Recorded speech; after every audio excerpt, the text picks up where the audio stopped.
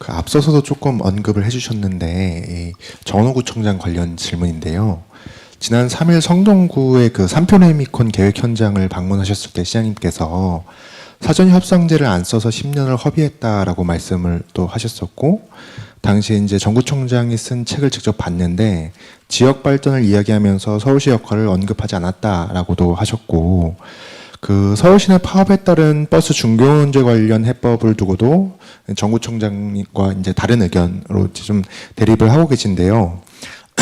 시장님께서 지난해 말에는 이제 저희 기자단 상대로 다른 민주당 시장 후보들은 식견에 한계가 있지만 정구청장은 차별화되는 입장을 보인다라고 평가하셨었는데, 여전히 그런 정구청장에 대한 평가, 긍정적 평가가 유효하신 것인지 아니면 좀 변화가 있는 것인지 말씀 부탁드립니다. 네, 역시 민주당이구나라는 생각을 지울 수가 없습니다.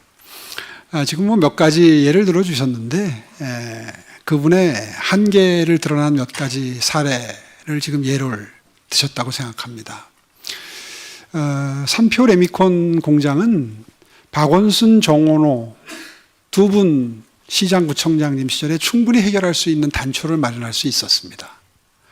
사실 제가 1기 시장 시절, 그러니까 2008년, 2009년도에 사전협상제도와 공공기여제도를 창안을 해서 당시에 이제 첫 적용 대상지로 시도했던 게 이 3표 레미콘 부지였거든요.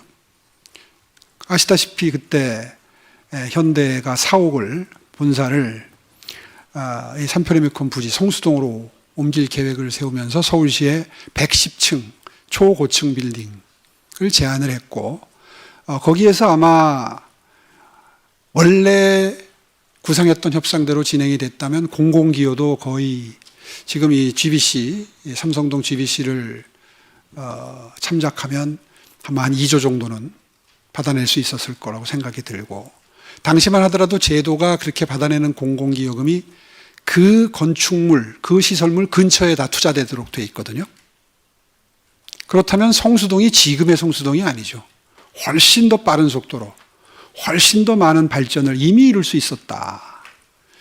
그런데 박 시장님 들어오면서 이제 35층 룰을 적용하겠다고 공표하시게 되고, 거기에 정원호 구청장은 아무런 이의를 달지 않았습니다. 2015년부터는 사전협상제도와 공공기여제도가 법제화됐거든요. 제가 시장으로 있던 2010년, 11년경에는 법제화되지도 않은 초기 상태의 제도였고, 2015년도에 3표 레미콘이 폐수 방류 사고를 일으켜서 세간의 주목을 받았을 때라도 제가 21년도에 들어와서 시도했던 이 사전협상제도와 공공기여제도를 적용하는 방안을 서울시와 논의했다면 방금 전에 말씀드린 대로 늦었지만 3표 레미콘을 조기에 내보낼 수 있었다. 그러니까 정확히 말하면 한 10년 정도가 늦어질 수밖에 없었다 하는 안타까움이 있고요. 그런 점에 대한 반성은 없고, 뭐 본인이 주민들한테 무슨 나가라고 3표 레미콘 내보내겠다고 무슨 서명부를 받았다, 이제 이런 걸 가지고 본인도 노력을 했다, 이제 이렇게 이야기하는 건, 그건 뭐 지켜보는 시민 여러분들이 판단을 하시겠죠. 일머리에 대해서. 또 말이 나온 김에 성수전략정비구역도 마찬가지입니다. 제가 2011년 1월 달에 퇴임 전에, 그때 1기 시장 퇴임 전에 성수전략정비구역을 지정을 하고 50층까지 지을 수 있다는 계획을 발표했었습니다. 그런데 후임 시장님이 들어오셔서 거기도 35층 룰을 적용을 했는데, 정원호 구청장이 2014년 7월 달에 초선 구청장이 되면서 그 이후에도 10년 동안 아무런 진전이 없었습니다. 그게 진전이 됐다면 지금쯤 이미 한 10,000가구 정도의 아파트가, 거긴 정말 뭐 수세권에, 숲세권에, 역세권에 3박자가 모두 맞는 곳이거든요. 10,000가구가 아마 굉장히 인기리에 분양이 됐을 거고, 부동산 시장 안정에 상당한 기여를 했을 거라고 생각을 합니다. 이건 뭐 성수동의 발전의 늦춰진 정도가 아니라 서울시에 10,000가구가 공급될 기회가 사라진 거잖아요. 그런 과정에서 거기에 대한 본인의 반성이 없다면 그건 좀 그 시민들의 판단을 받아볼 부분이죠. 뭐 이런 예를 들 게 많습니다. 아까 뭐 버스 부분도 마찬가지고요. 버스 부분도 본인이 설명하는 게 있고 저희 파악해 보니까 또 그 실체는 그렇지 않더라고요.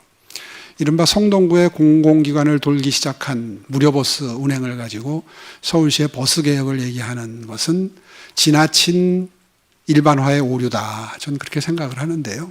서울 시내는 7,400대의 버스가 다닙니다. 한 대당 보통 한 7천만 원 정도의 비용이 들어가는데 한 달에. 그런데 성공버스는 1억 2천만 원 정도가 들어갑니다. 무료입니다. 재정사업을 하는 거죠. 뭐 그거 덕분에 마을버스 이용률이 늘었다 뭐 이런 설명을 하는 걸 제가 들었습니다. 근데 그것도 다른 지역하고 비교하면 또 그렇게 큰 성과라고 볼 수도 없습니다.